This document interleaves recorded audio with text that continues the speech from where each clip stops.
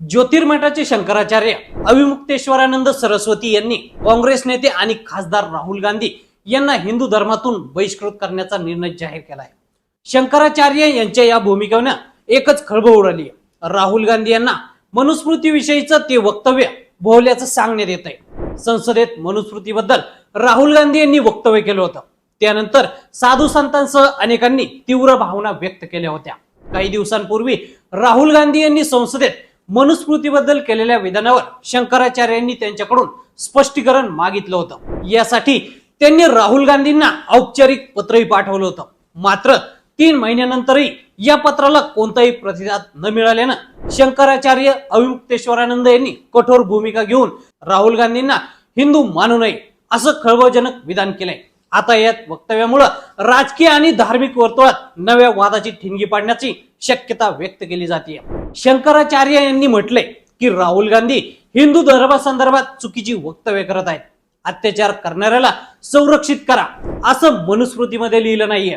ही बाब तुम्ही मनुस्मृतीचा हवाला देऊन चुकीची सांगत आहात असं वक्तव्य करून मनुस्मृतीला बदनाम केलं जात असल्याचं देखील शंकराचार्यांनी म्हटलंय। त्यासोबतच राहुल गांधी मनुस्मृतीच्या पुस्तकाला मानत नाहीत असं देखील शंकराचार्य यांनी म्हटलंय। प्रत्येक हिंदू मनुस्मृतीला आपला धर्मग्रंथ मानतो, मात्र तुम्ही या ग्रंथाला आपलं मानत नाही, त्यामुळं तुम्ही हिंदू नाही। आम्ही त्यांना रिमाइंडर दिलं होतं तरी देखील राहुल गांधींनी मान्य केलं नाही। 3 महिने झाले आहेत, मात्र तरीही त्यांनी अजून आपल्या वक्तव्यासंदर्भात कोणतंही स्पष्टीकरण दिलं नाही। त्यामुळं आम्ही आशय काढला की राहुल गांधी यांचा मनुस्मृतीवर विश्वास नाहीये। मनुस्मृतीला बदनाम करण्यासाठी ते संसदेत उभे राहून मनुस्मृती विरोधात खोटे वक्तव्य करतात। त्यामुळं हे निश्चित झालंय की राहुल गांधी हिंदू धर्माविरोधात काम करत आहेत। त्यामुळे त्यांना हिंदू धर्मातून बहिष्कृत करण्यात येत आहे। जनतेसमोर स्पष्ट केलं जातंय की राहुल गांधी यांना आजपासून हिंदू मानू नये। कोणत्याही हिंदू पुरोहितानं त्यांची पूजा करू नये। हिंदू मंदिरांमध्ये त्यांच्या प्रवेशाला वर्जित करावं। सर्व सनातनी कार्यापासून त्यांना वंचित ठेवावं।